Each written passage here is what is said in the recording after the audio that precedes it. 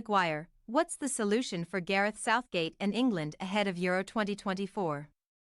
After Harry Maguire was ridiculed by the Scotland crowd and a livid Gareth Southgate lashed out at the defender's treatment, we look at the issues arising from Maguire's ongoing selection.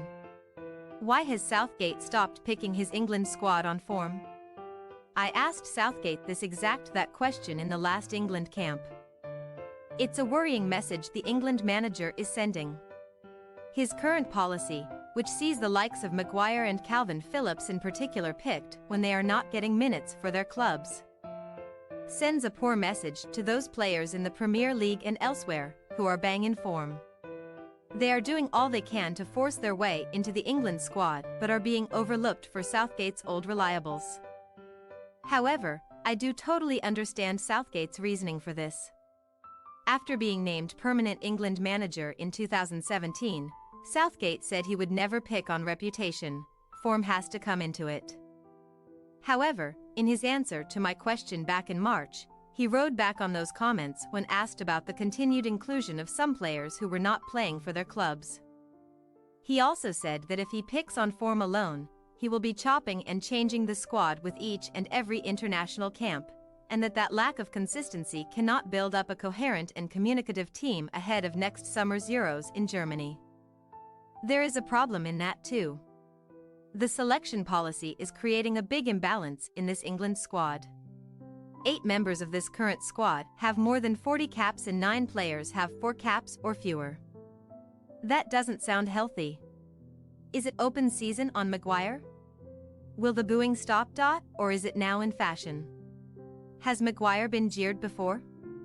Scotland fans are ironically cheering every Maguire pass. Weird. Sky Sports' live blog summed it up perfectly. Maguire, who started on the bench for England in their 3-1 win over Scotland, was brought on at halftime after an injury to Mark Gahey, and was subjected to ironic cheers from the Scottish fans for every pass he made. It's not the first time this has happened. A week ago, Maguire was cheered onto the field by Arsenal supporters. Sky Sports' Peter Smith reported at the time, Arsenal fans boo Rasmus Højlund, then they cheer Maguire's arrival. They're now chanting his name.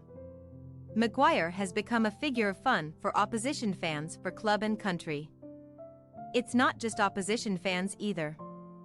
There were jeers for Maguire when his name was read out ahead of England's game against Ivory Coast at Wembley in March 2022, and again for the game against Germany later that year. The boos have been heard at club level too. The then Man United captain was booed ahead of kickoff and throughout his side's preseason win over Crystal Palace in Melbourne in July. He suffered the same fate in Dublin for Man Utd's friendly against Athletic Bilbao. It's an issue that has been building for the 30-year-old. Perhaps the biggest concern of all is that it has become a thing. Fashionable, regular, and perhaps even inevitable whenever he appears in the coming weeks. Oliver U. Has Southgate inadvertently added to the pressure on Maguire? When you think of England under Southgate, one of the first players that springs to mind is Maguire. All 59 of the defender's international caps have come under Southgate, whose loyalty to him has been unstinting. But has that loyalty gone too far?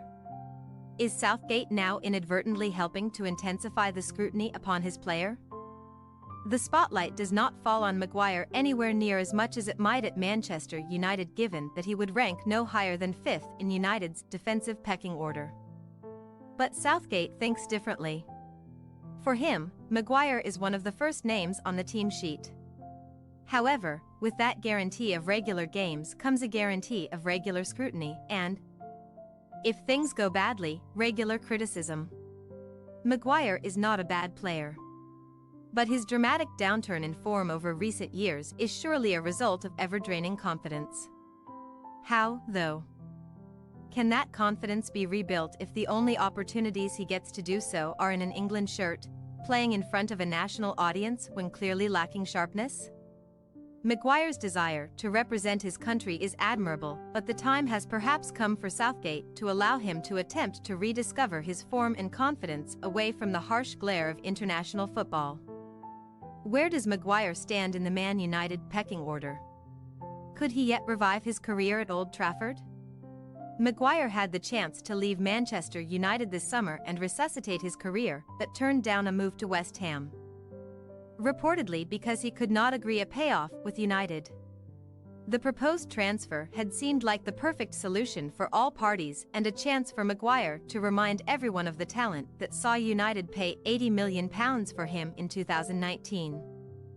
It appeared a strange decision from Maguire, who started this season as Erik ten Hag's fourth, possibly fifth choice at centre-back behind starters Raphael Varane and Lisandro Martinez. Victor Lindelof and even Luke Shaw, who played ahead of Maguire last season when injuries hit. Fortunately for Maguire, injuries may mean he starts against Brighton on Saturday. But he would need a near-perfect performance to move up the pecking order, and when United's injury crisis eases, it is hard to see Maguire as anything more than a rotation option. Could a run of commanding displays change that? Possibly. But for all Ten Hag's praise of Maguire, there seems a disconnect between the manager's words and actions.